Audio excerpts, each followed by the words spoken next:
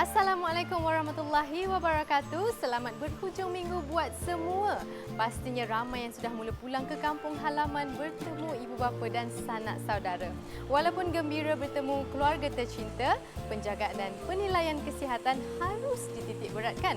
Penggunaan kit ujian kendiri antara alternatif mudah yang boleh digunakan bagi memastikan anda dan keluarga anda selamat. Baiklah, hari ini Mira sangat bertuah mendapat jemputan daripada Ami Suite Monkiara Kuala Lumpur ditakrif sebagai loser luxury di tengah-tengah bandar berteknologi. Ami Suite berhasrat mengurangkan monotoni gaya harian bagi menyuntik semangat dinamik ketika pengunjung menginap di sini. Menarik di Nona minggu ini. Designer ni kena bijak. Memang dari kecil itu minat itu datang. Bila kita tengok buku majalah fashion kita macam, oh, I love this. Pada ketika itu memang brand-brand absorber yang besar dah memonopoli market. Okay, so it's not easy untuk you business macam ikan bilis tiba-tiba nak masuk market, okay? And kita nak buat something yang lain daripada yang lain. Walaupun culture kita berbeza, orang sini baik-baik je. Lama-lama terbiasalah. And if anything comes in between, just enjoy the process and enjoy Russia. Lagu istimewa saya, lagu Bossa Nova. Saya ingin juga buat album baru, tapi anak saya kata, retire je lah ibu.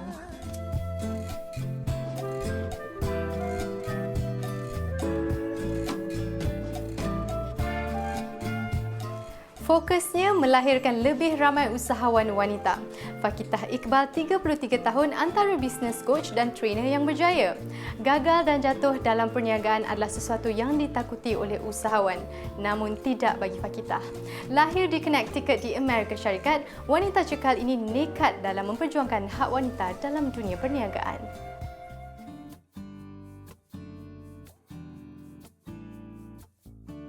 Anak ketiga daripada 4 beradik ini adalah satu-satunya anak perempuan dalam keluarga. Ini secara tidak langsung telah membina perwatakan Fakitah yang lasak serta tidak mudah gentar. Di usia 12 tahun, ibu bapanya mengambil keputusan untuk berpisah dan perihal itu memberi impak besar buat dirinya.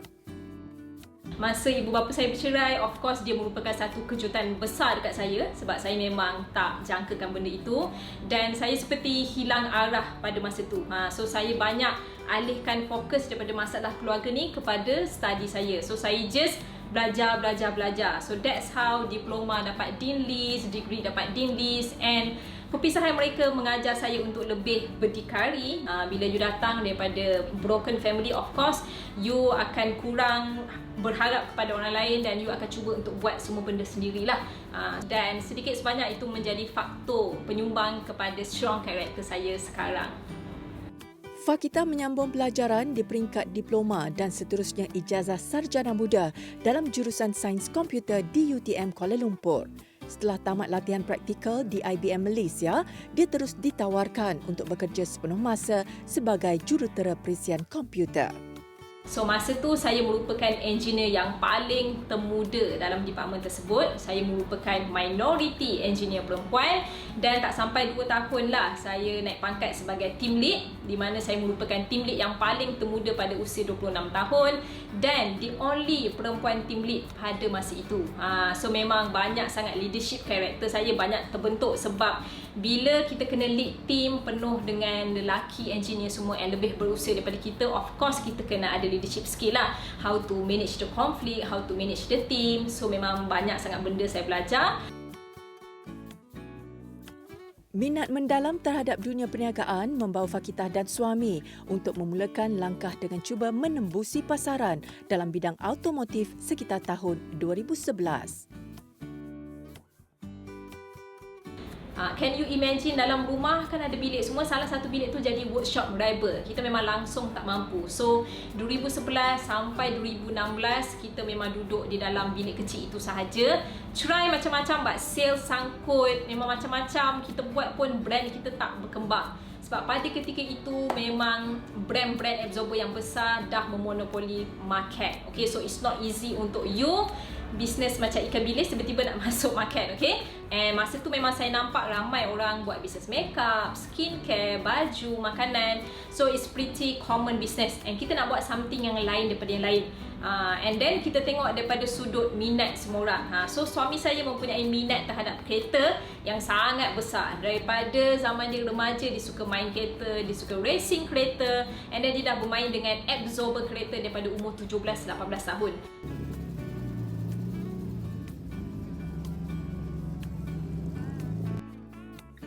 Pernah jatuh dan bangkit semula. Setelah mendalami ilmu dunia perniagaan yang begitu mencabar, kini perniagaan mereka dalam memberi perkhidmatan membaik pulih komponen kenderaan semakin dikenali.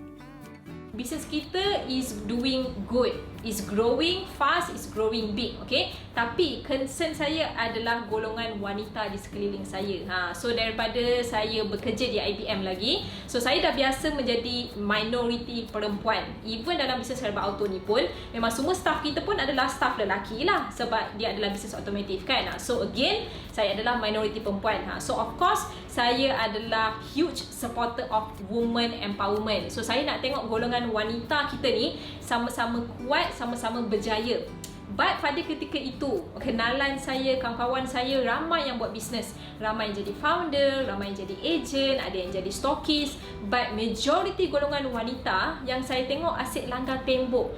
Tak tahu nak buat apa, nak grow bisnes. Lepas tu asyik cakap, kita redah je lah, kita go with the flow semua. So saya tahu kalau diorang ini, golongan wanita ini tidak ada ilmu bisnes, nanti memang susah lah nak grow bisnes. Sebab bisnes tak boleh nak grow kalau tanpa ilmu. Sebab kita dah pernah lalu kesakitan tersebut. So saya tak nak golongan wanita saya lalu kesakitan yang sama.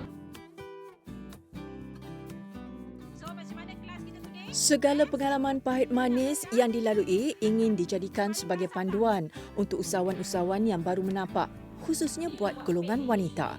Malah dengan inovasi teknologi yang semakin canggih, lebih ramai capaian dapat ditambah baik dalam membantu mereka yang ingin berniaga. Di mana kita mengajar memang 100% strategi bisnes yang datang daripada bisnes kita sendiri. Sangat-sangat susah nak jumpa strategi bisnes ni, okay? So sebagai orang yang berbisnes, kita pernah lalu, kita pernah sakit, kita dah berjaya. So kita kongsikan strategi branding dan video marketing yang berjaya. Letupkan bisnes kita letupkan dekat bisnes clients juga. And so far kita telah pun berjaya melahirkan jutawan-jutawan muda di Malaysia ini yang datang juga daripada golongan wanita. And Alhamdulillah, I feel so happy to see that saya berjaya empower women society di Malaysia ini untuk sama-sama bangkit dan berjaya di dalam dunia bisnes ini. Okay, so sekarang ni kita dah selesai kelas personal branding today 9 jam. So macam mana kelas kita today? Best? Semua siap tahan? Okay, good. Antara prinsip hidup saya adalah no matter you dekat level mana sekalipun, semakin you berjaya, semakin you kena merendah diri dan please remember dari mana you datang. So saya memang selalu akan ingatkan diri saya sendiri supaya saya keep on membantu orang-orang di sekeliling saya. Kita kena keep on building the younger people around us sebab mereka adalah pelapis kepada dunia perniagaan ini. Dan bila nak buat sesuatu, buat sampai jadi. It's either you do all out or you don't do it at all. Ahmad Syamimi Mat Said adalah head baker juga pemilik kedai kopi dan pastry Pagi Cakes yang terletak di Bandar Baru Bangi, Selangor. Untuk segmen Air Tangan minggu ini, Mimi berkongsi cara membuat sourdough atau roti masam. Sourdough adalah pengganti roti putih yang lebih sihat. Pagi Cakes yang beroperasi dari rumah sejak tahun 2021 ini menyediakan pelbagai sajian pencuci mulut. Bertempat di Bangi, Selangor, kafe ini memenuhi kehendak masyarakat setempat dengan keenakan pelbagai jenis kek dan kopi hasil air tangan pemiliknya sendiri. Hai, Assalamualaikum. Hai semua penonton Nona. Hari ini saya Mimi Said daripada Pagi Cakes. Nak tunjuk you all macam mana kita buat sourdough country bread.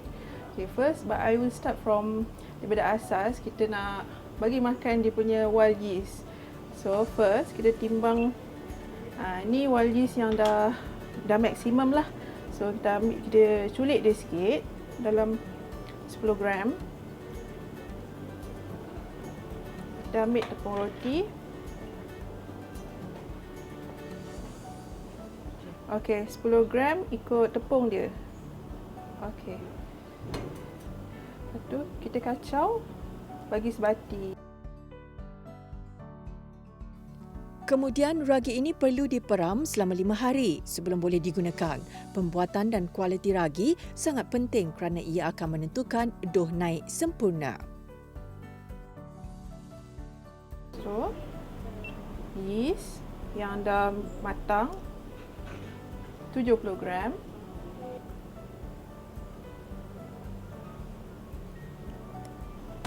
Kita kacau dia sampai dia larut.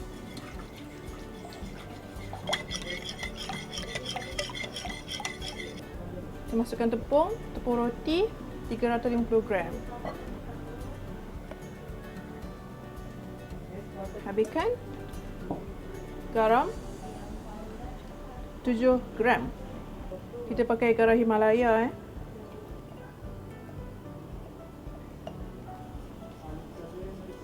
Dia gaul ni dia takkan jadi cantik macam yang kita tengok tu. Sebab first stage memang dia tak cantik. Biarkan dia 30 minit, nanti kita akan tengok dia jadi basah, jadi cantik. Kita akan teruskan next step pula. Ini dah final step. So kita sekarang nak masuk final proofing dalam basket ni. Dia panggil Benetton basket. You tak perlu ada pun tak apa. Boleh pakai bowl biasa tapi alas dengan kain ya. Okey. Sekarang kita nak shape dia masuk basket. First you tabur sikit tepung beras kat sini dengan kat sini.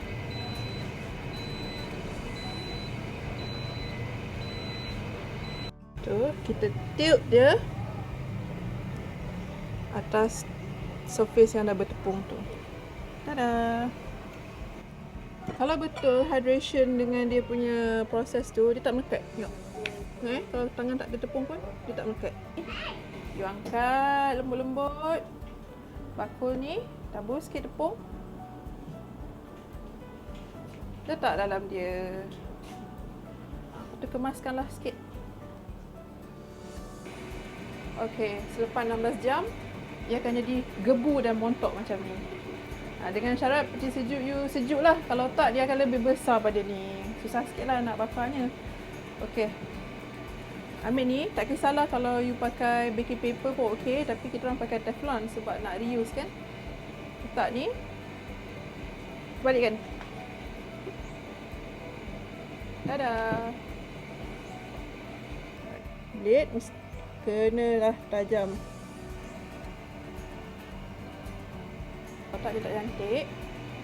Lepas tu buatlah pattern sikit. Dah puas hati. Kita ready nak bakar dah. Okey. Oven dah ready. Masukkan dia.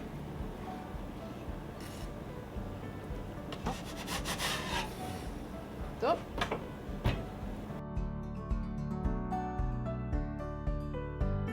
Roti yang rangup di bahagian luar dan lembut di dalamnya ini perlu dibakar selama 45 minit atau sehingga warna dough bertukar keperangan. Roti masam ini boleh dinikmati dengan pelbagai cara mengikut selera masing-masing. Kebiasaannya ia dimakan begitu sahaja atau boleh juga dijadikan sandwich maupun dicicah dengan aneka jenis sup.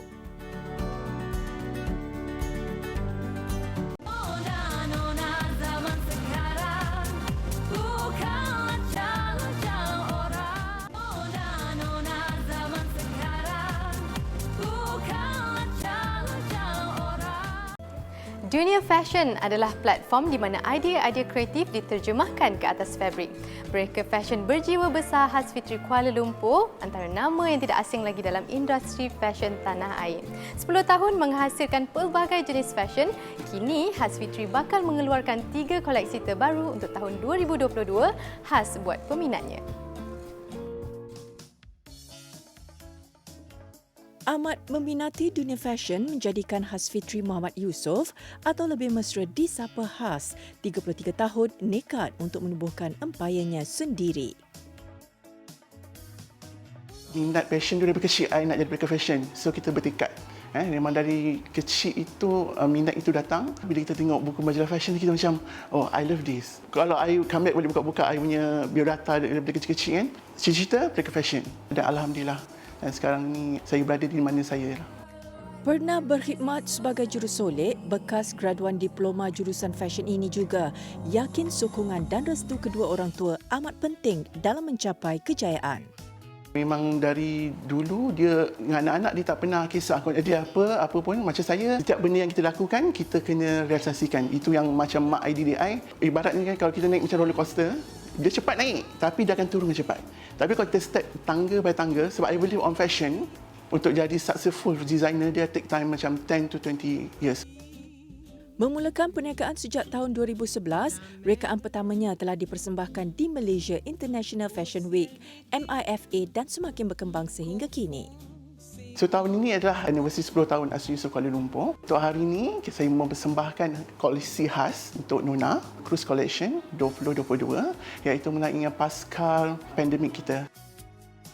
Selain pemilihan fabrik yang bersesuaian, penggunaan pelbagai jenis material yang dicantumkan di dalam sesuatu rekaan juga merupakan identiti jenama ini. Designer ni kena bijak menggunakan fabrik, sebab kalau you salah, klien you mungkin akan rasa tak selesa. Tapi kalau fabrik yang cantik sekarang ni, kalau trend macam shantung, macam silk is normal, chiffon, French lace, itu adalah fabrik kesukaan masyarakat Malaysia sebenarnya. Menghasilkan rekaan dengan warna terang, koleksi yang bakal dikeluarkan pada tahun 2022 ini menggambarkan kebebasan masyarakat untuk kembali berfashion dalam norma baharu. Untuk kali ini, sebab kita trend spring summer now, so colour-colour tu memang merah colour terang sebab ada hitam. So collection ni agak glamour, agak fancy, penggunaan fabrik yang agak mewah, detailing dia. Adat perniagaan, Has juga tidak lari daripada mengalami kerugian, namun dia harus berfikiran terbuka dan sentiasa mencari sisi positif dalam setiap ujian yang ditempuhi. Untuk pandemik ni sebenarnya, masa raya tahun lepas, I telah buat macam sale khas. Okey, baju tu memang I keluar untuk raya sebenarnya. I jual online saja. So orang macam, betul ke babe? Sama RM9? Ya, sebab you nak give to people. Sebab I tahu time tu orang nak beraya, orang tak ada duit sangat apa kan. Memang ada kerugian di situ, contohnya tahun tu kan. Tapi kita jangan give up. Apa salahnya? Kadang-kadang kita bersedekah ataupun benda tu, insya-Allah Allah akan gantikan something interesting. Has menjadikan breaker fashion terkenal Datuk Seri Bernard Chandran sebagai sumber inspirasi di awal penglibatannya dalam industri fashion sehingga ke hari ini. Sebenarnya bila bidang fashion ni bukan macam bidang pekerjaan lain. Bila you graduate, you kena ada misi. Apa yang you nak buat first step, you kena fikir, aku ni nak jadi breaker fashion ni apa sebab? Sebab kedua, sebab rezeki. Sebab ketiga, you usaha tu macam mana you nak create supaya people macam know you on industry. Nombor 4, macam mana you nak grow up, macam nak menaikkan nama you. Contohnya macam tender sponsor artis contohnya. Kalau you mampu, you buat. Tak salah. Nombor 5, you kena bijak membuat rekaan tu. Adakah dia relevan dengan di Malaysia? Adakah orang Malaysia terima? Contohnya sekarang isu viral, tapi ada viral, ada yang baik, ada yang tidak. Sebenarnya benda-benda tu membantu sebenarnya dalam career you nak meningkat naik. Has turut merasa bangga apabila rekaannya berjaya menambat hati dan digayakan oleh penyanyi terkenal Datuk Seri Rosa ketika membuat persembahan di Indonesia. Mereka ini juga bakal mengeluarkan koleksi terbarunya iaitu Demi Couture, koleksi raya dan perkahwinan pada tahun hadapan. So, I berharap moga tahun 2022 menjadi sinar yang terbaik untuk I dalam karier, dan I akan keluarkan banyak collection, banyak benda yang I akan lakukan sebab kita akan nanti ada resort wear yang kita akan jual di outlet di Melaka nanti. Ada something interesting di Melaka. Semua klien yang sentiasa support team lah, untuk orang yang menjahit kan, orang yang buat bidding, orang sentiasa di belakang I yang support, kawan-kawan, parents saya, mak, family. I just say thank you so much. Sebab tanpa diorang, I rasa I tak ada sampai sekarang. Mungkin I dah jadi chef ke, mungkin I jadi benda lain. Mempunyai pelanggan dari serata dunia, breaker fashion ini ada keunikannya yang tersendiri serta mampu menaikkan industri fashion di Malaysia agar setanding dengan aliran fashion antarabangsa.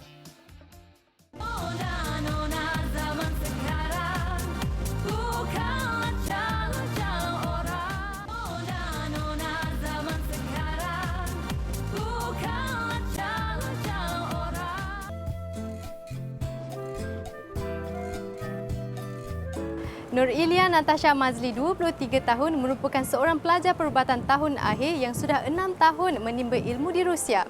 Tinggal di Nizhny Novgorod, bandar ke-6 terbesar di Rusia, merupakan lokasi bersejarah dengan pemandangan yang indah. Ia juga destinasi kegemaran pelajar Malaysia beriadah apabila tibanya hujung minggu.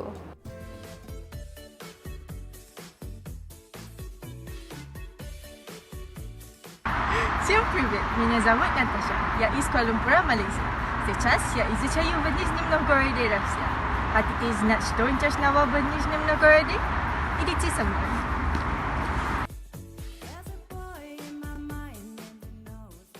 Melanjutkan pelajaran sejak tahun 2016, Natasha adalah penuntut Universiti Perubatan Penyelidikan Privolzhsky PRMU yang terletak di bandar Nizhny Novgorod, Rusia.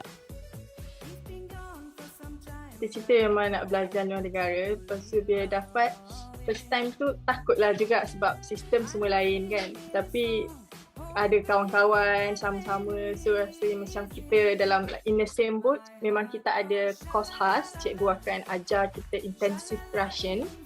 Sebab dekat sini dengan local kita kena cakap Russian, tapi study memang dalam English lah. Bulan Julai yang lalu, asramanya terlibat dengan kebakaran dan mengakibatkan Natasha serta semua pelajar lain terpaksa dipindahkan ke tempat yang lebih jauh. Mereka perlu menaiki bas selama 30 minit hingga 1 jam untuk ke pusat pengajian.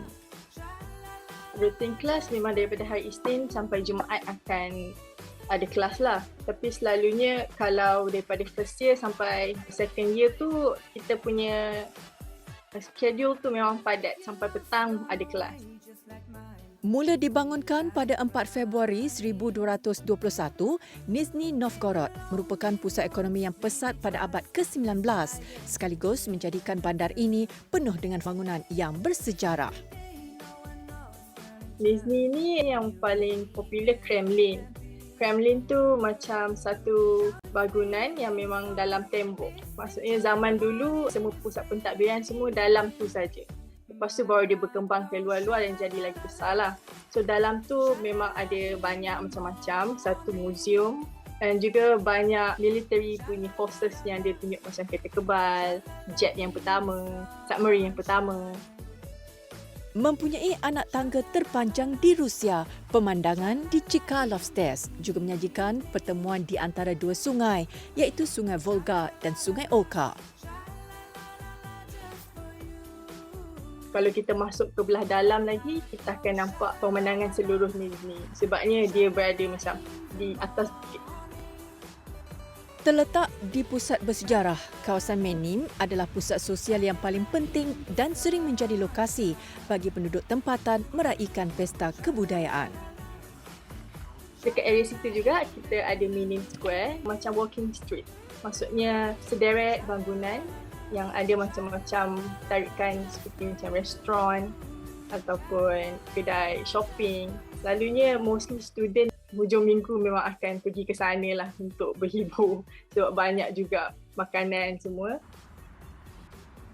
Gorkova Square atau lebih dikenali sebagai Maxim Gorky Square antara dataran utama yang sering dikunjungi pelancong apabila singgah di bandar ini. Ada statue lah, dia macam park sikit je. Kalau kita lihat, dekat taman tu ada sebuah tugu peringatan Maxim Gorky sebagai penghargaan atas karya-karya beliau yang merupakan kebanggaan penduduk Nizhny. Namanya Pulau Gorkova adalah sebenar nama penulis terkenal mereka iaitu Maxim Gorky. Antara karya beliau yang terkenal ialah autobiografi beliau yang menceritakan tentang kesusahan beliau pada tahun 1900. Kalau park pula, memang paling popular sekali Shveisaria Park, which is kalau dalam Englishnya Switzerland Park. Banyak orang pergi untuk tengok sunset kat situ.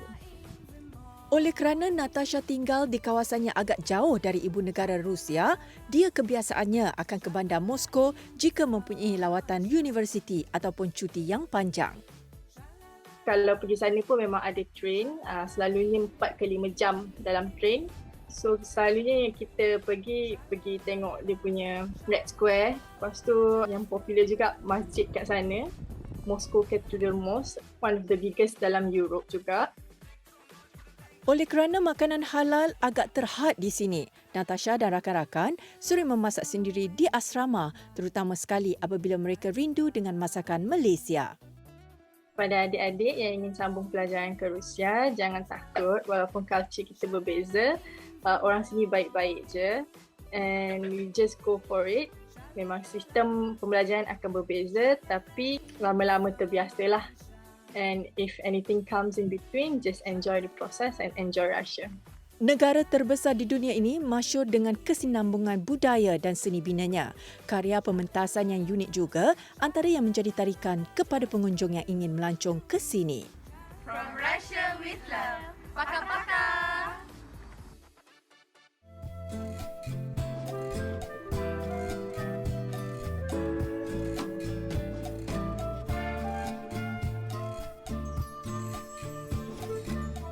Insan seni yang bernama Wan Rashidah Mio Abdul Rashid atau dikenali sebagai Wan sudah mula menyanyi sejak usianya 18 tahun lagi.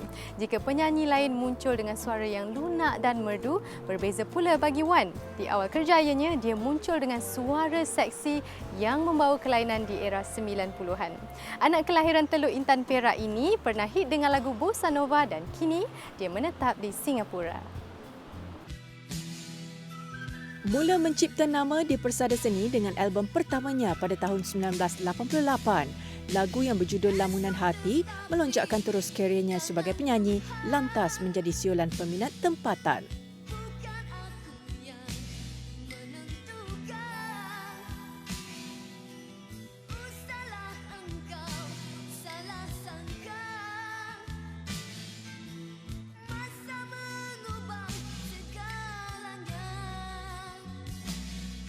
Mula-mula yang cuba apa orang kata bapa saya lah, abah saya yang kira dia yang minat muzik. Jadi bila dia minat muzik, jadi saya tu bila dia bermain gitar, saya di sebelah dia. Jadi secara tak langsung saya pun menyanyilah sikit-sikit. Dari situ saya menyanyi, saya masuk pertandingan nyanyian. Menyanyi di umur-umur orang kahwin. Bapak pun ikut sekali lah. Dan dari situ saya di sekolah juga saya masuk pertandingan juga. Dari situlah mulanya saya mula menyanyi.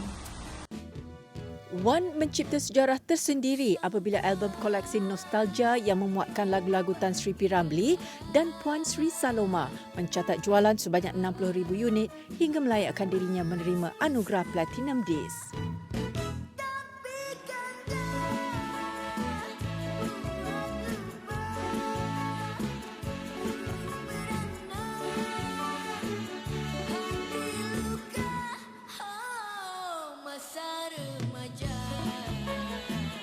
Lagu istimewa saya, lagu Bossa Nova sebab bila orang ingat nama Wan, orang akan ingat lagu Bossa Nova.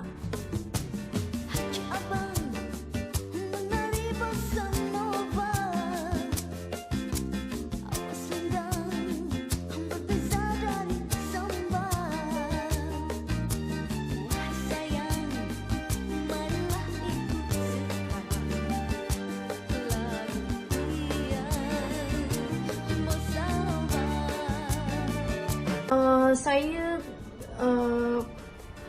selalu minat menyanyi sehingga kan bila pengalaman saya bersama dengan orangnya Uncle A. Ali, saya di dalam studio kira orang kata nakkan perfect nyanyi tu, nak feel dia pun sama-sama kasih saya feel. Saya memang orang kata bukan macam saya sengaja nak nyanyi macam nak cari orang kata nak glamour ke apa. Memang minat tu daripada orang kata lepas sekolah lah umur saya 9 tahun tu. Lepas tu memang suka dengan menyanyi. Wan turut disunting untuk mencuba bakat sebagai pelakon filem. Filem berjudul Jaket Biru di bawah arahan Muhammad Arif Shah ini ditayangkan di seluruh pawagam tanah air pada tahun 1991.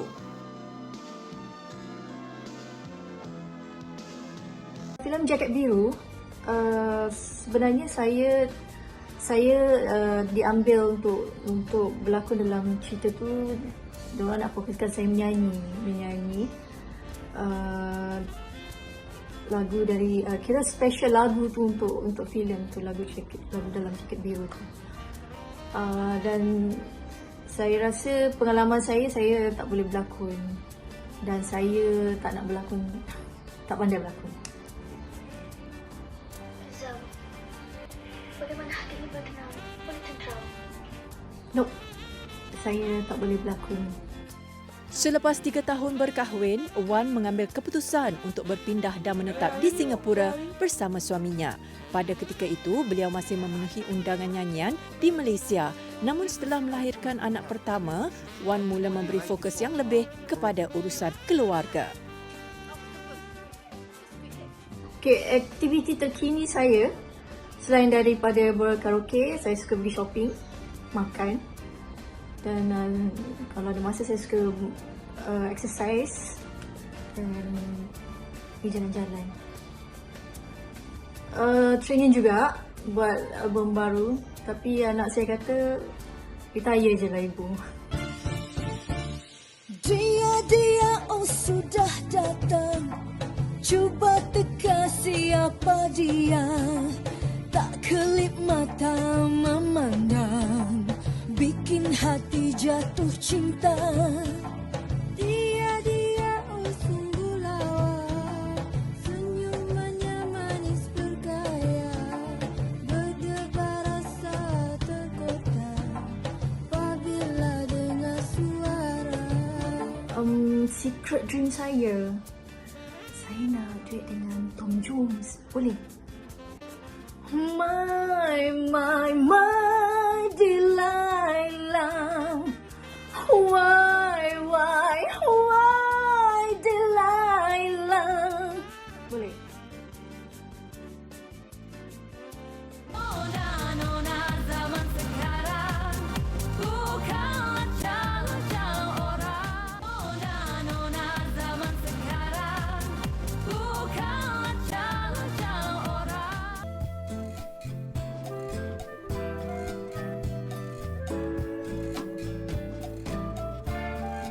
Kasih ibu membawa ke syurga, kasih ayah masa berada. Hargailah ibu bapa yang masih hidup mahupun sudah tiada. Bersama Ustazah Nur Laila Aniza Zakaria dalam segmen Nur minggu ini. Bersama saya, Ustazah Laila, membincangkan topik menarik dalam Nona minggu ini. Jasa ibu bapa sukar untuk dinilai beratnya. Segmen Nur minggu ini berkongsi ilmu tentang apa yang boleh dilakukan untuk membalas jasa ibu bapa yang masih hidup maupun yang telah meninggal dunia. Apabila kita berdepan dengan pandemik COVID-19 sekarang ini, banyak di antara kita yang telah kehilangan orang-orang tersayang. Bahkan kehilangan ibu bapa mereka yang juga telah tua. Jadi apa yang kita boleh lakukan sebagai seorang anak untuk kita menghargai jasa ibu bapa kita ketika masih hidup dan selepas pemergian mereka. Waktu masih hidup, layanilah kerenah mereka. Ustazah faham kadang-kadang ada ibu bapa yang pelbagai kerenah satu. Ada ibu bapa yang mungkin telah sakit sangat-sangat. Jadi dia memerlukan sangat kasih sayang kita dan perhatian kita. Ada juga yang kita dah buat baik, kita dah buat segala-galanya tapi masih juga dia mengomel macam-macam. Allahu Akbar. Maafkan, terima, berlapang dada. Kita pernah berada dalam rahim ibu kita dan kita menjadi seorang Islam. Subhanallah. Memiliki akidah seorang Islam dan berada dalam rahim ibu adalah nikmat terbesar walaupun atas segala keburukan mereka. Dan apabila ibu bapa kita telah pergi meninggalkan kita, banyaklah berdoa untuk mereka. Sedekahkan Al-Fatihah, hadiahkan Al-Fatihah untuk mereka setiap hari.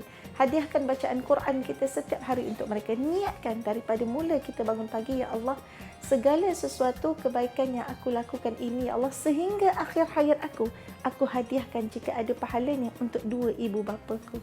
Mudah-mudahan amalan tersebut akan menjadikan mereka senang di sana nanti. Kadang-kadang ada antara kita yang tak tahu macam mana nak mesra dengan mak ayah. Ya, sebab kita dah tak biasa ataupun dah lama tak buat ataupun mak ayah kita tak pernah buat begitu dengan kita. Tetapi ada caranya, ada kaedahnya yang mana bila kita duduk bersama mereka, berjumpa dengan mereka, adakan sentuhan kulit ke kulit. Maksudnya pegang tangan, picit-picit kaki, subhanallah. Walaupun secara ringan-ringan sebab tak biasa.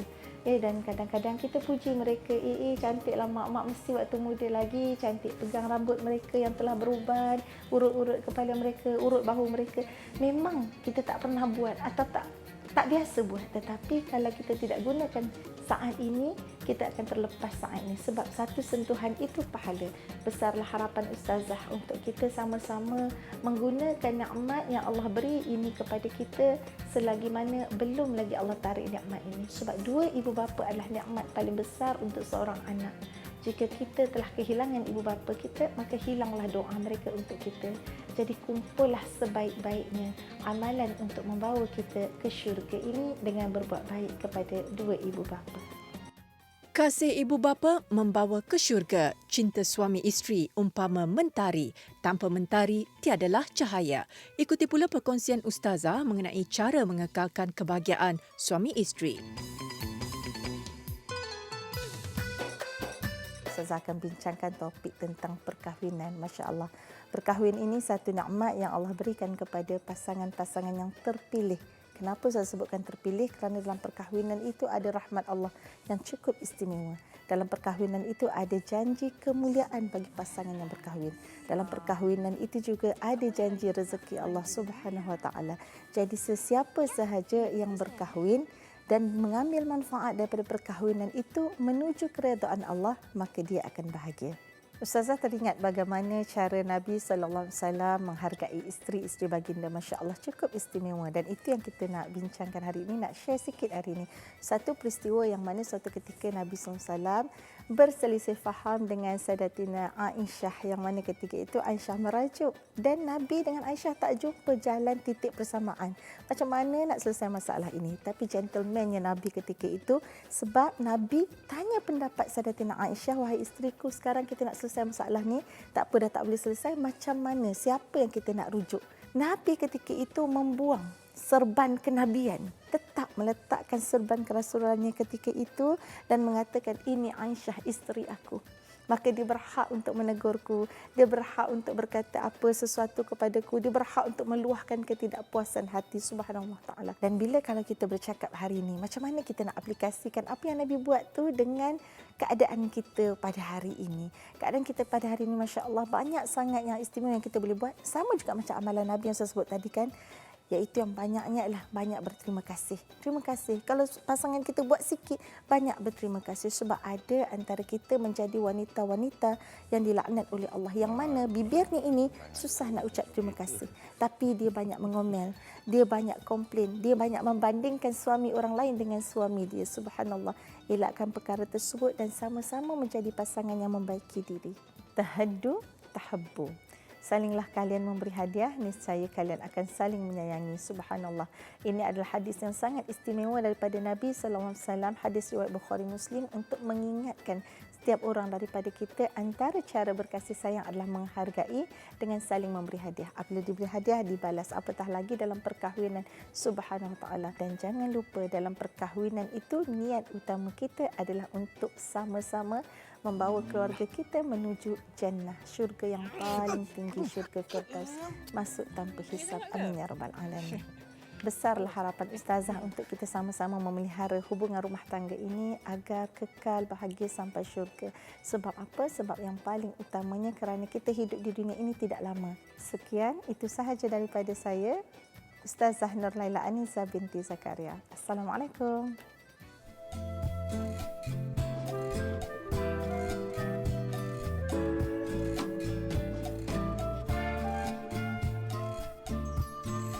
Cantik, menarik dan kreatif, itulah yang dapat Mira gambarkan selama bersiaran di sini.